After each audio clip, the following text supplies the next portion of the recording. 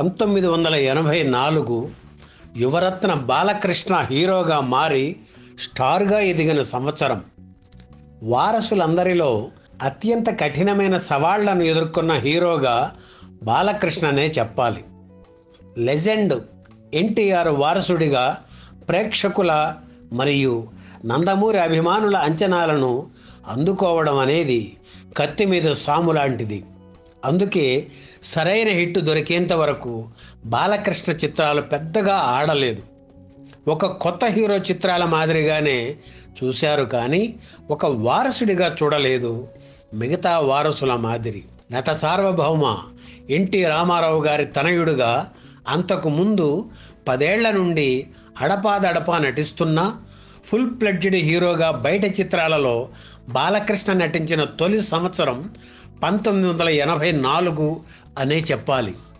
ఈ సంవత్సరంలో బాలకృష్ణ చిత్రావళి మరియు విజయాల గురించి ఈ వీడియోలో చూద్దాం. 1984లో బాలకృష్ణ నటించిన తొలి చిత్రం సాహసమే నా జీవితం. ఈ చిత్రానికి దర్శకులు భారతి వాసు. ఇళయరాజా సంగీత దర్శకత్వం వహించిన ఈ చిత్రంలోని అన్ని పాటలు వేటూరి సుందరరామ్మూర్తి రచించడం, ఒక్క పాట తప్ప అన్ని పాటలు జేసుదాసు పాడటం విశేషం.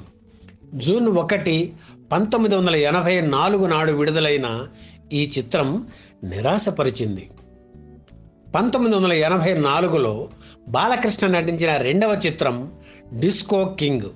తొలి చిత్రం సాహసం జీవితం విడుదలైన 6 రోజులకే రెండవ చిత్రం డిస్కో కింగ్ విడుదల కావడం విశేషం. తాతినేని ప్రసాద్ దర్శకత్వం వహించిన ఈ చిత్రంలో తులసి హీరోయిన్గా నటించారు.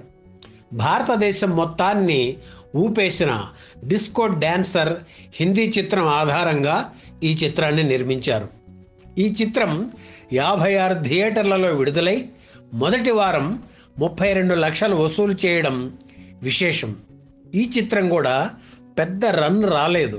1984లో బాలకృష్ణ నటించిన మూడవ చిత్రం జననీ జన్మభూమి.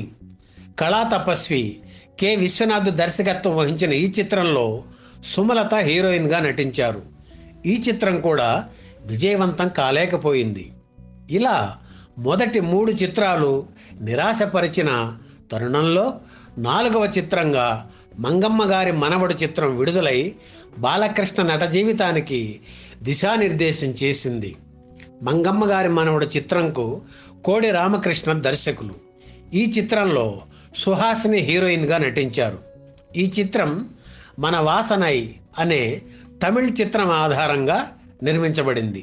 మంగమ్మ గారి మనవడు 7 కేంద్రాలలో డైరెక్ట్గా 100 రోజులు మరియు మొత్తం 25 కేంద్రాల్లో డైరెక్ట్గా కానీ షిఫ్ట్ మీద కానీ ఉదయం ఆటలతో కానీ 100 రోజులు ప్రదర్శించబడింది. మంగమ్మ గారి మనవడు హైదరాబాద్ నగరంలో తారక రామా థియేటర్లో డైరెక్ట్గా 175 రోజులు ప్రదర్శించబడి షిఫ్ట్ మీద మొత్తం 565 రోజులు ప్రదర్శించబడి తెలుగు సినిమా చరిత్రలో రికార్డుగా నిలిచిపోయింది. 1984లో బాలకృష్ణ నటించిన 5వ చిత్రం పల్నాటి పులి. తాతినేని ప్రసాద్ దర్శకత్వం వహించిన ఈ చిత్రంలో భానుప్రియ హీరోయిన్గా నటించారు.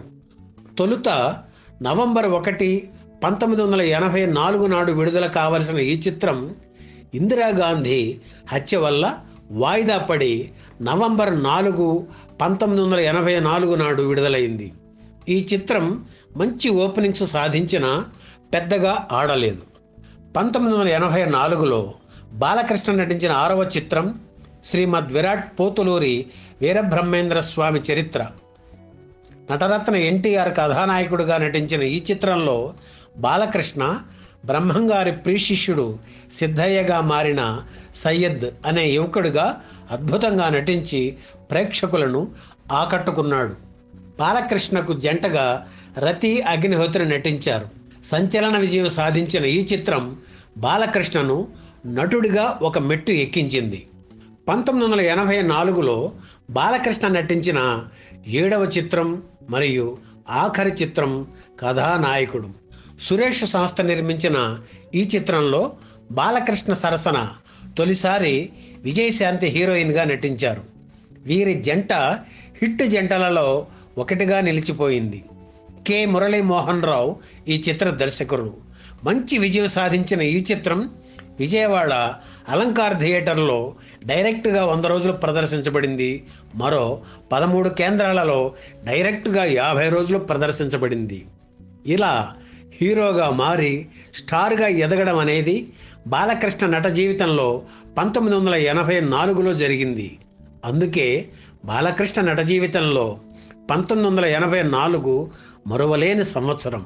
ఈ వీడియో మీకు నచ్చితే లైక్ చేయండి, షేర్ చేయండి, వెంటనే సబ్స్క్రైబ్ కూడా చేయండి.